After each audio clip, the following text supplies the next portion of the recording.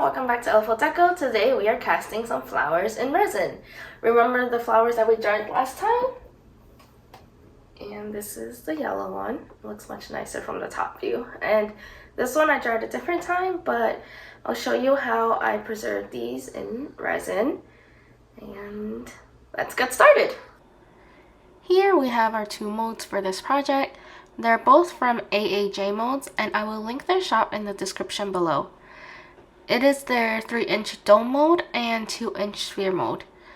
Here is our yellow rose that we dried last time that will go into the dome, and a reddish pink one that I dried a while back.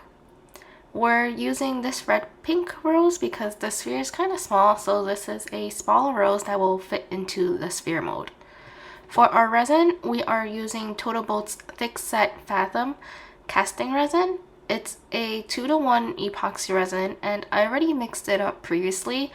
For this specific resin, I usually mix it up and let it sit for 2 to 3 hours to let the bubbles rise and the resin to thicken before I pour.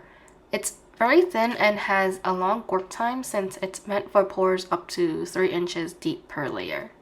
To begin, I first coat my flowers with resin.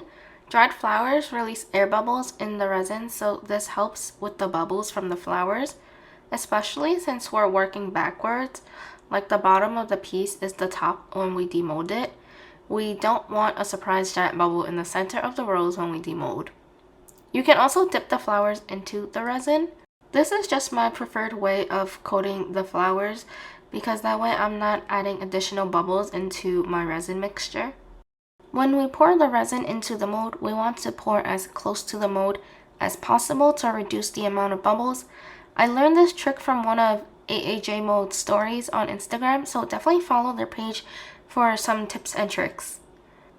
And there are just a few bubbles at the top that I just pop with the heat gun. And this is still the same first layer. I just had to turn off the lights to reduce the glare on the resin. So now we are putting the rose into the mold. And I find roses to be one of the more sturdier flowers, but they're definitely still very delicate, so carefully put them into the molds to prevent the petals from falling. You can probably see that one of the petals already fell off of this rose. And here I noticed that some of the greens were sticking out of the mold, so I'm just breaking that off. And now I fill the mold with more resin, almost to the top, maybe about half an inch left.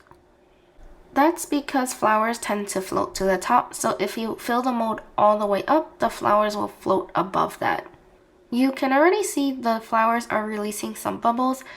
I am just moving the roses around to get any bubbles trapped underneath to the surface, and then I will use the heat gun to pop the bubbles. Now I will show you my trick to help with the floating of the flowers. It's parchment paper. I just picked up this pack from my local Walmart, and we're going to press down on the flowers, use a heat gun to pop any bubbles, and place the parchment paper right on top. We are just going to add a little bit of weight to this and make sure it has a flat bottom, and that limits how far the flowers can float up to.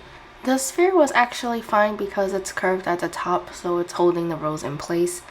The parchment paper also prevents dust from getting into the piece, so that's another plus. And I actually went back a few times off camera to pop bubbles that floated to the top. Now it's about 24 hours later and the piece is tacky.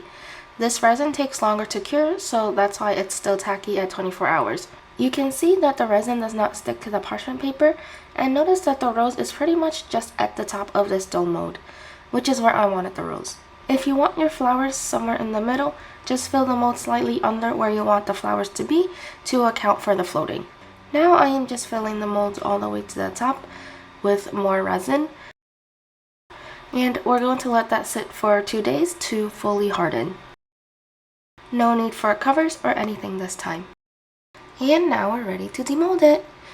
I am just cleaning up some resin drips at the top first so it doesn't fall into my mold and scratch the inside of my molds. Handmade molds are a lot more delicate, but so worth it because they last many pours and hold its shape until the very end of its mold life. The sphere was a bit of a struggle, as you can see, but look at how it turned out. I absolutely love the sphere for flowers in general because it magnifies everything inside.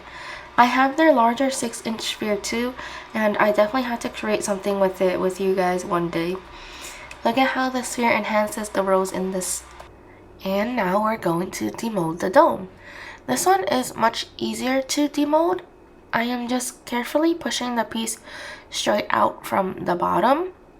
From the top view, this piece looks so amazing. The shape of the dome, that curve, magnifies the yellow rows, and it just looks so cool. There are some imperfections here, and I don't know if you can see it on camera, but we'll take these out to a brighter area so you can see. Here is the sphere again in better lighting, I hope, and I just can't get over that magnification effect from the sphere. And look at that clarity of this casting resin from the side view of this dome. I absolutely love these casting projects, and I can't wait to make more. Thank you for watching this video. I hope you found this tutorial helpful, and if you did, please like and subscribe. Let me know down in the comments what you think about these domes and spheres and what you want to see next. I'll see you next time.